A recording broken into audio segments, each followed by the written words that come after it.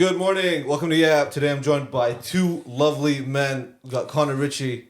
What's up? We got Curls. Hello. Curls is back. Kia ora. How's it going, guys? There we go. There we go. How's it going? Yeah, good, man. Good. Glad to be here. Long time no see. Yeah, it's been a while. It's been like, what, 5 or 6 weeks, something like that. So, yeah, 6 weeks. So, yeah. Yeah, it's good, mate. It's good. I feel refreshed. Yeah, I went back home, went to London, went to Chicago, been all over the place. But, yeah, I'm happy. I'm back and I'm, feeling good, mate. Nice. Yeah, definitely. Richie? Stuck in the Australian gulag. Yeah, it's all right, mate. Don't remind me. Okay, so we were talking earlier about just off camera, about the Ballon d'Or. I think I'm the unpopular opinion here, and I think Vini should have won it. I actually agree.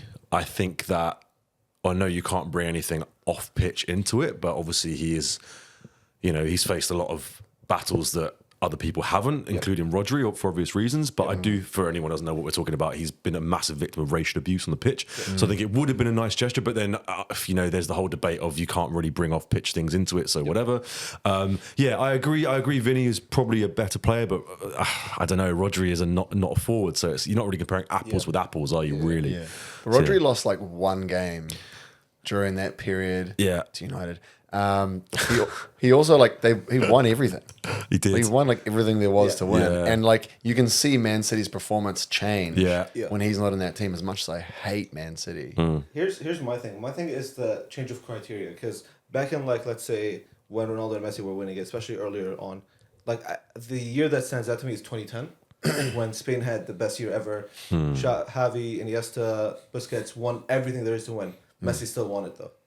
So I don't know if it was never really about trophies. I think it was purely who the best player was. Yeah. Like Neuer in 2014 had the best year a player could have. He won literally everything. He won a treble, the World Cup, blah blah blah. But then Ronaldo wins it. yeah. I guess it's not just trophies. Yeah. But the trophies are a key part. But I was saying the criteria changed He had ever since. He was a very influential player, like probably top 3 influential players in the team that won those trophies. Yes. And also, do you know, I always find the international addition to the argument a really interesting one, because it makes me feel really sorry for people like Lewandowski, who, in my mind, could have won the Ballon d'Or a couple of years ago. And should I mean, what was it, 5 goals against Wolfsburg in 20 minutes or whatever? Yeah. Amazing player, but he plays for Poland. Now, Poland aren't a bad side by any stretch, but they're not Spain. Yeah. So I think that a lot of the time people are restricted by who they play for. And let's not forget, oftentimes at the World Cup, if you are one of those teams that aren't going to go through to the knockouts, you only play 3 games. Yeah. So you can't even showcase the best. Do you know what I mean? So who was Haaland in the rankings? Because he's in the same category. Like his team's not. That's a great point. Where was Haaland? Yeah, because he's obviously Norwegian. The biggest snub was Chris Wood. Oh, mate, what a player! What a season he's having, man! He should be top 3 easily. He got one. Maybe goal, next year. Well, one goal for Newcastle in 26 games, and now he's banging. He's got 8 so far this season or something. He's the goat. That backwards header. Oh mate, he's the man. We got Haaland in. Apparently, he's a great dressing room addition as well. They were saying at Newcastle. Really? Apparently, they loved him. He's just such a good lad. Yeah. Haaland's number 5. Okay, so what was it? So Rodri first, Vini second. Yep. Who was 3 and 4? Bellingham. Carvajal. And who's so Carvajal? Oh yeah, okay, that's fair. Tony Kroos was 9th. Yes, which is and he had better crazy. stats than Rodri. On paper, a lot of the key stat lines that they would share. Damn. My thing is I don't know. I don't know what agenda it is for Rodri, but I hate whatever Rodri stands for as an idea, as a player. Go on. I just feel like we should stick to the Ronaldo and Messi's of the world. I don't think the Ballon d'Or, when I think of the Euros, Rodri was not the best player for Spain in the Euros. It was Yamal, Carvajal, Olmo, maybe. He's not on the highlight reel, but it's the intangibles. Is your argument that you want the glitz and the glamour and the player that electrifies a match rather than a conductor who sits back and is a bit more of a playmaker? I want a difference maker. Obviously, yes, you can say that Rodri was undefeated for I don't know how many years, how many games, 50 some games until United won. You guys, go on, United. Ten Hag. I don't know. I don't know. And I think the whole conspiracy about this year with Real Madrid not showing up last minute is, I don't know, it's really, there's something going on, I think. That's just yeah. It's still got to show up. Yeah, they're just throwing their toys out the pram. Real Madrid. They had the opportunity to do something really funny and give it to them. Like change it at the last minute. I guess we'll go to the next guy. No, but apparently they got told by Man City that Rodri won it. Real Madrid. Yeah. They got told by Man City that Rodri won it, and so they anticipated that they were gonna get humiliated on like the big stage by doing that, by like giving it to Rodri, by giving the young player award to Yamal. So it's gonna be like a full night of humiliation. Obviously, following like a 4-0 defeat from Barcelona like 2 days ago, it wouldn't be the best fucking week for Madrid. Of course, Yamal was going to win it though. Like, yeah. I think one thing just very quickly that I will kind of give you on that is that I think sometimes historically it's been, yes, obviously you have won a season. It's in one Ballon d'Or per season, but I think sometimes the award is a recognition of an accumulation of achievements. Like Modric, everyone was a bit like, was he the best player in the world that season? Maybe not, but he had been consistently amazing for like a decade plus. And so where I do agree with you is that actually Rodri, yeah, he's amazing, but was he this much of a world beater 4 or 5 years ago? Perhaps not. Whereas Vini, who is significantly younger, correct me if I'm wrong, Rodri's 28, Vini's like 23 maybe. And I think that, I think there is an argument for Vini having smashed it since he was about 18. Yeah, there's arguments on both sides, but look, I just think it's nice that someone who isn't just banging in the goals has won it. I think it is good. Somewhere Mbappe is laughing. But oh God, yeah, wow. Vini tweeted something about like he like in response to all this, he was like, "Oh, I'll do 10 times what I'm doing." Hokage. Yeah, it's like I'll do 10 times what I'm doing now just to get it. Blah blah. So Mbappe's not gonna get past anytime soon. No. It's just, the best part was this them being bantered online. Like the amount of flack they got was way more than they would have got if they had gone. Yeah, like they made it way bigger of a deal, and then everyone is coming out of the rafters to like take the piss out. Have of you seen the photo of Lamine Yamal holding him as a baby? Yeah. I think they put that on TV for a bit, which was crazy. No way. So like, I don't know. Obviously, it is France, so racism, maybe. I don't know. Yeah. Well, yeah. I mean, I guess it's like so many delegates from around the world, but maybe France does have extra voting rights. Wasn't the French press? Well, Like Oh, is crazy, it just the French press? No, something it's not crazy the like that? Also, French press makes me get coffee. Yeah. But there we go. Also, sorry, are we on TikTok Live right now or no? No, not today. Okay, apologies. Yeah. We will be next time. Fuck out. What's the point? No, we will be the next time. This will be the last time. It's not Cool. doing live. So we can say whatever I want. So the thing with immigrants now. Oh my god! Yeah, well, I mean, there's one in this room, so. All right, your attention, please. Best newsletter ever. Subscribed. Today we're discussing why your brand needs an enemy. So, it's the whole idea of like, what's the point of your brand? What gets your brand waking up in the morning? Whether it be a personal brand or a regular brand, having like. So like Nike's ethos is like supreme winning mentality, excellence, blah, blah, blah. So their enemy would be like mediocrity kind of thing. Now, how bad do brands need that as a thing? I guess it's brand specific. I think one thing that stuck out to me, I don't know why, but Innocent Smoothies. You remember them? They're still a thing, right? You know them? No. So Innocent Smoothies are they in New Zealand? I think they are. Yeah. It's literally Just energy drink guy. Okay.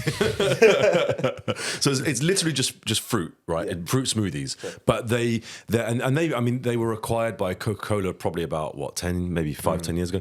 And they've been around for about 15 years, and their whole thing was like every single bit of writing on the bottle, and this is not a new thing now, but they did pioneer it. You know how it's ingredients, and like it was basically they took away all of the corporate guff from all the packaging, and when it had their ingredients list, rather than it being like tiny kind of like Times New Roman font, it was a big thing on my label. It was like ingredients: 4 bananas, 3 apples, 2 crushed oranges, and nothing else. And I think their enemy was, maybe I'm being a bit too broad scope here, but I think their enemy was kind of just corporatism in general. And I think to loop back to your question, does a brand need an enemy?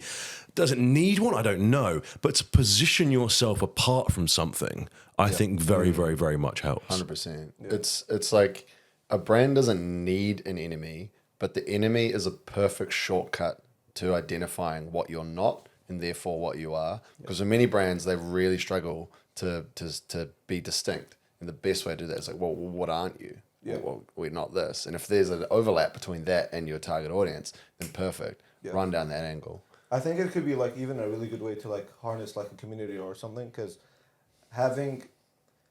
you could be known for something that you love, but you could also be known for something that you hate or like don't stand for. So there's like community in that of like, I don't know if this adds to this conversation, but it's like the enemy of my enemy is my friend. So like, if your enemy is like mediocrity and you're the brand that I like, I'm like, okay, cool, I can work with you now because your enemy is my enemy as well. Yeah, I mean that's a question that we got asked in school. That's like, is the enemy of your enemy my friend? I remember we were like literally at 15, and we were all like, and then suddenly everyone was like, wait, hang on, that's actually way more profound and philosophical than we think. It's such a tough question. But yeah, I think I just totally agree with Richie. I think it's like you have to really define yourself, right? Especially in a crowded market, because any business you get into, what's the old phrase? Either be better or be first, right? To be first, you've got to literally invent something new or a new market. To be better, I mean, that's so tough, right? To be best, sorry, is so tough. So yeah, it's not about defining what you are. It's easy to define what you're not, because saying, hey, I'm this thing, everyone's like, yeah, okay, we don't care. But saying, hey, all of these things you already know, we're not that, is a quicker route to grabbing people's attention. Yeah, for sure. I think like some of the ones that are like really popular is like Nike, Red Bull is like against their enemy, I guess, would be like mediocrity. Disney's would be like against the idea of growing up and always keeping that like inner child in you. Pause. Just stuff like that, man. Well, let me have that. You can have yourself, eh? No, but I think it's a really good way to have an elongated legacy of a brand, because it's one thing to have an enemy as a competitor, but it's another thing to have an enemy as a like concept or as an idea, and you can have that for centuries. But I feel like a brand beef could only last so long. Yeah. One thing I really like about the write-up was, and this is so true, is you don't need to necessarily be negative. Like, you can have your enemy and have that enemy portrayed throughout your marketing without being negative or bashing whatever that is, whether it's a figurehead or like a cultural norm that you kind of disagree with as a brand. Like that PlayStation ad example is really good. For those who haven't seen it, there's a PlayStation ad. The enemy was essentially kiddie gaming, when the whole ad campaign was essentially showing adults playing games, like serious gaming for like adults, not just kids. Like, these are proper games, but none of it was like, oh, these like, it's not shitty kids games on PlayStation. It was like, no, like you're an adult, you can play PlayStation, like you should play PlayStation. This is made for you. So it's like you can have that enemy, but that positions you in a certain way so that you can speak to your audience in a way that they're going to agree with you, because actually, like, this is great. Like, I want this. Probably because most of us grew up with them, but. That's such an interesting point about. Sorry, I might be a bit off topic here, but about how the landscape of gaming has changed. Because I think I'm not a massive gamer, but I've always had a PlayStation, right, since I was a kid, as you know, many people have. And I think back to, I mean, I was born in '93. I think back to when I was about 6 or 7 years old. And if you'd have said to me like an adult, like a 35 plus gamer, you would think of like bloke in his pants, like covered in crisps, like, do you know what I mean? Unemployed, but like, who is this guy? Yeah, literally. But now, like you say, that is a thing. Like, it really, really is a thing. Like, I think, my dad would play a bit of Spyro with me or whatever, and I'd be like, well, this is such a thrill. Like, this middle-aged man, my dad playing games. But games are for kids. Literally, but now it really isn't. It's like, actually a lot. I mean, could you see a 6-year-old playing Elden Ring or whatever? Like, it just probably wouldn't happen. Yeah, wow. Yeah, I think the rebrand of video games is really interesting. I think it comes with the like the rise of like horror games. Okay. Like, I remember like back in PS2 days, like Resident Evil, like that shit has scarred me for life. Like the scenery and stuff. Sure, it was like pixelated and stuff, but like you shouldn't be a 5-year-old playing that game. Yeah, Even like Doom. Yes, like Doom was for kids. I was trying to play that on like the family computer when I was little. That was scarring. That was scary. Yeah, I remember that game. It was like 6 pixels, but somehow terrifying. 4 of them. His face. It's like, oh, there's a red pixel. He's bleeding. Like, I think also like games that the open world games. I mean, personally, I've always liked like GTA or Red Dead 2. So I think a lot of it is escapism. Skyrim, whole Elder Scrolls. But this is it, right? Like, I think back to when you're a kid, I wouldn't.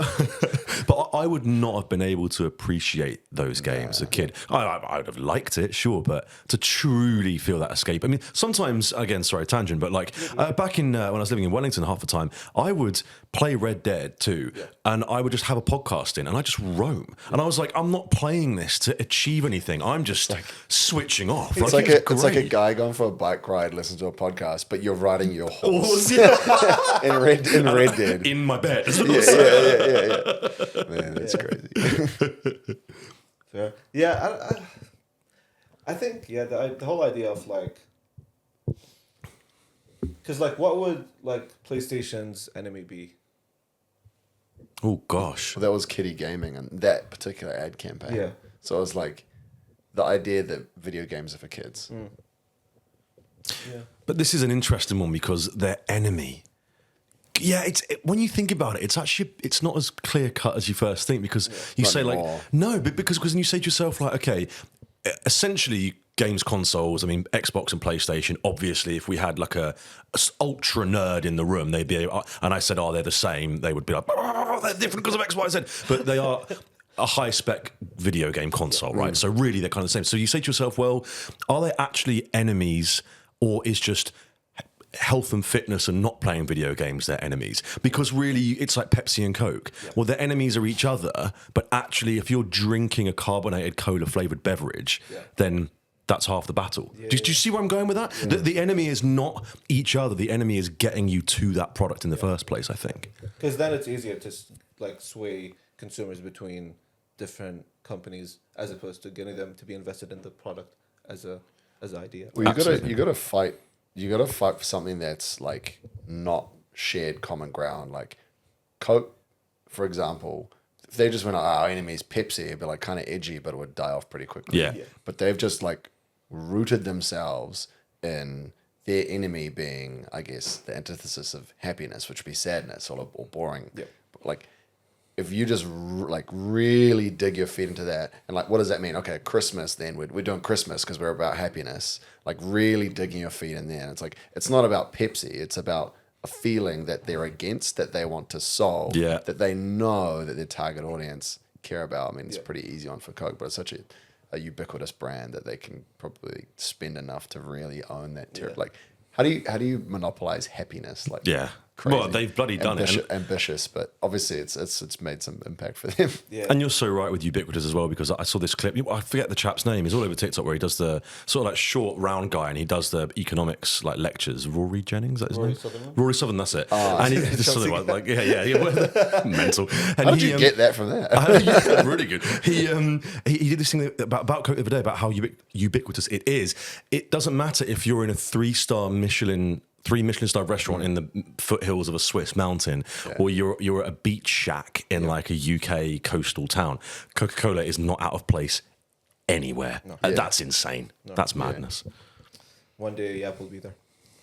Have you guys watched Stan Alien? was on the gym at Yeah. Sophie's gym. I was like, what the hell? Yeah. Have you guys watched Alien Romulus, I haven't. the movie? Nope. Oh wow. I've never even seen the originals, of Alien. You've not watched a single Alien movie. Have Nope. you watched the most recent one? Nope. No. No. Guys, thank you so much. No, but the concept is good. No, the concept is good though. Like, I don't know why I thought you guys. I don't know. I'm just. I don't do horror movies. Like they always disappoint me. Yeah, there are some things that I just can't get into, and I think that's that's been one of them. So the Alien franchise turned 45 years old.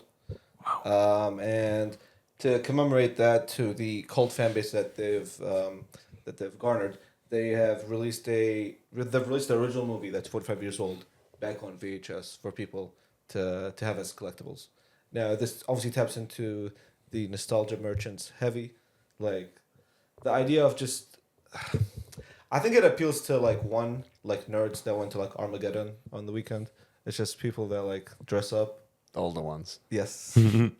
45 plus. And yeah, I think, bro, it's like nostalgia is literally like the biggest cheat code of all time.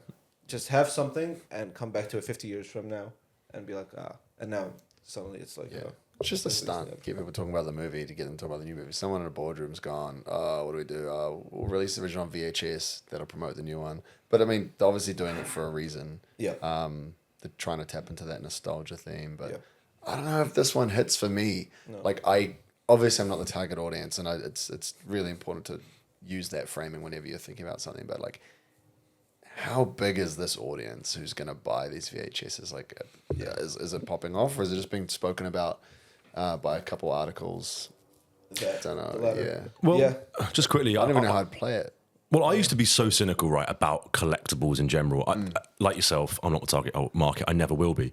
And then I don't know what, something shifted a few years ago. I think because, do you know those little pop figurines with the big head? I don't have any, but a friend of a friend like collects them, and he had this whole wall of them. And I don't get it at all. But I was like, you know what though? Like, fair enough. If that does it for you, like, you know, we're sitting here talking about Fantasy League and Rodri and whatever. Yeah. You know, a lot of people would hear that and be like, oh my God, football, shut up. So it's kind of like, I kind of get it, because it's like, that's their football in a way. Yeah. But at the same time, just to regroup to the nostalgia idea. So when I came out of uni, my mate set up a business. It was a very great name, Print on Paper, classic name. Nice. And what they did was they printed newsprint. Like, they just printed things on newspaper. And when he told me about it, I was like, well, this is going to flop. Like, who prints things anymore? It went amazingly, and he sold it a few years later. And his whole point was nostalgia. Everyone has had things for so long that's like digital. They want that tactile feel again. So with the VHS, will they watch it? Well, almost definitely not, because no one has a VHS player anymore. Yeah. But the idea of having something, and you remember the thick casing? I'm pointing at Richie there because I know you're probably a bit too young to remember. I actually grew up on VHS. You did, okay. Yeah. But the thick noise, right? The noise. There is something nice about that. Yeah. But would you watch it? Well, yes. Like I say, almost definitely not. They don't have video players anymore. But waste of money though. It is. But do you know what though? I think I don't know. There's a little glimmer in my head that's like maybe I would buy that if I was into it. I think my thing with collectibles is I fucking hate clutter. Yeah, no, yeah, absolutely. So I'm just like, no, it's just more shit. Yeah. More shit that I have to find a shelf for in my house. Well, for me, I'm gone through so many different countries in the last couple of years. Like, what am I going to do? Like, bring it all with me? Like, it's just, I spent $1,000 on this like anime figurine. Like, what am I going to do? You haven't had a VHS since like 15 houses. Literally, ago. I've got my Alan Shearer like head model. Like, what's going to happen to that? I think there's something in that, Carlos, what you just said is like the tangibility, or people want to like touch something that they can actually like feel like they have ownership of. Like if they release this digitally again, I don't think people buy it. But that's why NFTs, sorry to interrupt, that's why NFTs became a thing, because everyone was so sick of like, oh, money, like Bitcoin, it's invisible. Yeah. They're like, okay, well, here's a physical representation of something. Yeah. So I think, and that's like with PlayStation, you don't buy discs anymore. So I think the VHS, exactly what you're saying, it's tangible. You can physically hold it. Yeah. And one it could do for like good room decor for like people that go to Armageddon again. If you have an original Alien VHS and you've been holding it as a collectible, you're kind of pissed that they're re-bringing it out. Yeah. Oh, although would it make the original go up in value?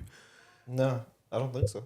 I guess if it brings up, I guess they're not the same as the original. Yeah. So like it makes it maybe more interesting. Yeah. This is what I mean. It's not like reprinting currency, which is the same. It's like, no, it's a first edition. Yeah, it's different.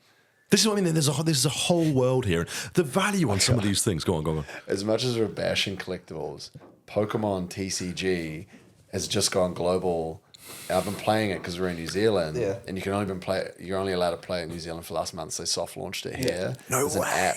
It's so good. But I like it because you can like this strategy and you can like play the game, but like that's digital. Like I never like digital collectibles. I've always been like, I don't know, but like shit, this game. Bro, I love Pokemon. We need to do a whole. Are you have the app yet? No, this is the first time I'm hearing about it, but I need to grill you on what exactly it is. The server's down while they release it globally now. Oh, okay, but I'm telling you now, we need to do a whole yap on Pokemon. Yeah, okay, done. Use code Connor. Yeah. Guys, with that being said, thanks so much for tuning to the Yap Podcast. Curls, Richie, any final words? Jump on Pokemon TCG. Happy to be back. Get ready for more. See you tomorrow. Bye.